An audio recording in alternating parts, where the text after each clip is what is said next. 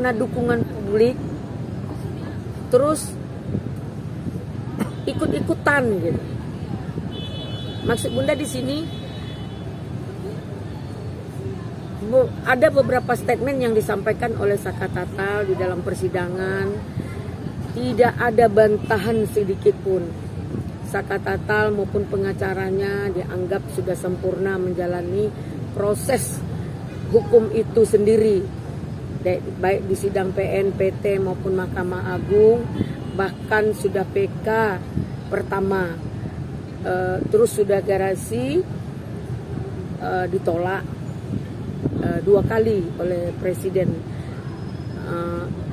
karena di situ kita sudah melihat kemudian dia upaya hukum untuk bebas bersyarat. Tidak ada dalam BAP-nya itu menyatakan dia tidak tahu, dia tidak ikut, nggak ada. Dia memberitahu apa yang dia lakukan dalam BAP-nya. Nah, itu sudah 8 tahun yang lalu. Apakah diulang kembali? Itu kan nggak relevan juga gitu. Nah, untuk menemukan kepastian hukum untuk Saka Tatal ini silakan saja. Mudah-mudahan sekali lagi saya sampaikan mudah-mudahan berhasil. Namun dalam hal ini untuk menghapus semua perkara itu tentu tidak mudah.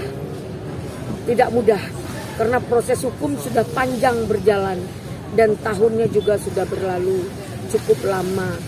Banyak hal. Satu yang menjadi PR besar yaitu ada seorang penyidik saat itu sudah meninggal saat ini, dan penyidik-penyidik yang lain juga sudah tidak ada di sana lagi. Nah, tentu kita harus menghadirkan penyidik-penyidik itu. Nah, bagaimanapun persoalan ini berimbas dari Prapitnya Peggy. Kenapa?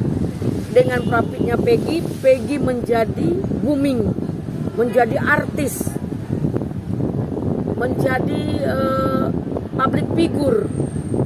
Jadi indikasi ya, timbullah dari unsur politik dari Deddy Mulyadi, timbul unsur politiknya Deddy Mulyadi untuk memframing. Kenapa?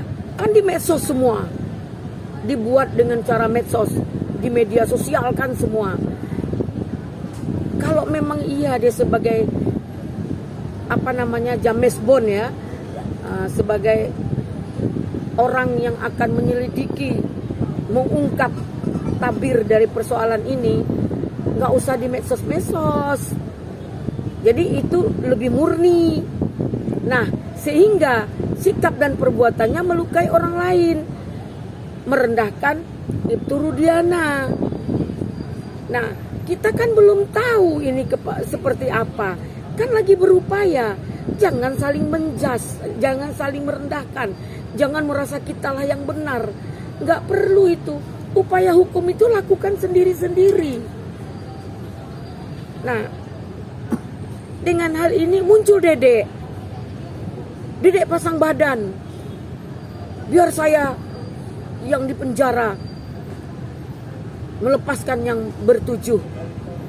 Sekarang kita bertanya, kesaksian Dedek ini yang benarnya yang mana? Yang tahun lalu apa yang sekarang? Terus kesaksian diri sendiri, harus ada kesaksian lain, harus ada pembuktian lain bahwa omongan kita ini benar gitu. Oke, Bun, konsekuensinya apa Bun ketika sidang penjualan kembali apabila dikabulkan atau apabila ditolak, konsekuensinya apa keduanya itu? Ya, kalau untuk Saka Tatal paling dikabulkan pun dia sudah selesai proses hukumnya. Terus mungkin minta pemulihan nama baik kali, ya. Terus atau merasa dirugikan. Nah, kalau ditolak, ya namanya juga kita berupaya, berusaha. Tentu nggak masalah, ditolak pun nggak masalah gitu. Nah, tapi sekali lagi kita sampaikan, jangan karena tergiring dengan publik, kita ambil peran ini dengan merasa kita sudah menjadi pahlawan. Padahal pahlawan kesiangan. Sekarang banyak pusing kita menilai.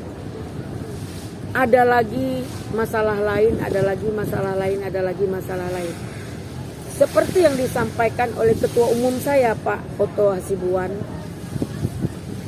bahwa si Dedek bisa tidak dipenjara karena pengakuannya. Nah, ini kita pahami dulu apa maksud dari perkataan ini. Karena orang yang ngomong berbelit-belit, hari ini A besok B, bisa saja Dedek ini punya kepribadian ganda. Bisa saja ada beberapa tersangka yang berkepribadian ganda. Kepribadian ganda itu bisa karena stres, bisa karena tertekan, bisa karena ada sikap iri. Oh, orang kok bisa si Peggy jadi artis, saya pingin jadi artis juga. Ini indikasi ya, mohon maaf ya. Jadi pasang badan, jangan, hati-hati. Nah, kan ada yang menyampaikan lebih baik membebaskan 1000 yang bersalah daripada menangkap 1 orang yang tidak bersalah. Nah, ini kan filosofi. Namun kita kembali kepada dasar hukum itu. Apakah proses hukumnya bisa ujuk-ujuk? Ya enggak lah. Semua kan ada keterkaitan. Ketika BAP, taruhlah BAP itu disiksa, ada pemukulan, tapi kan ada keterkaitan di situ pengakuannya. Kalau dia dipukul, kamu mengaku, ya saya mengaku membunuh, udah selesai. Tapi dia menjelaskan keterangan, saya memukul pakai balok, saya pakai bata, saya tidak memperkosa, saya memperkosa. Itu kan suatu keterangan pengakuan. Nah, kita nggak mengerti siapa yang berkepribadian ganda saat ini sehingga membuat persoalan ini bertambah rancu.